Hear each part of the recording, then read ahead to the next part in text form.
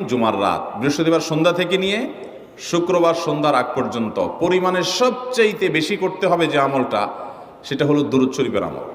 নবী করিম সাল্লাল্লাহু আলাইহি ওয়াসাল্লাম বলেছেন, আকসিরু আলাইয়া মিনাস সালাতি মিন ইয়াউমিল জুমআতি ওয়া লাইলাতিল জুমআহ, তোমরা জুমার দিন এবং জুমার রাতে আমার প্রতি বেশি বেশি দুরূদ পাঠ করবে, দুরূদ প্রেরণ করবে। ফা ইন্না সালাতাকুম মা'রুদাতুন আলাই, কারণ তোমরা যে দুরূদ পাঠ করো এটা আমার কাছে পেশ করেন আল্লাহর ফেরেশতারা, এবং রীতিমতো নামধাম সহকারে আল্লাহর একদল ফেরেশতা নিয়োজিত আছে। তারা বলেন, আল্লাহ, হে আল্লাহ রসুল, আপনার অমুক উম্মত, অমুক অনুসারী, আল্লাহর অমুক বান্দা পৃথিবীর অমুক প্রান্ত থেকে, অমুক দেশ থেকে, অমুকের সন্তান, সে আপনার প্রতি দুরূদ পেশ করেছে জুমার দিনে, জুমার রাতে বা অন্য সময়ে। এটা নবী করিম সাল্লাল্লাহু আলাইহি ওয়াসাল্লামের কাছে রিপোর্ট দেওয়া হয় আল্লাহর নিযুক্ত ফেরেশতাদের মাধ্যমে। এই জন্য শুক্রবার দিন এবং রাত, অর্থাৎ বৃহস্পতিবার সন্ধ্যা থেকে নিয়ে শুক্রবার সন্ধ্যা পর্যন্ত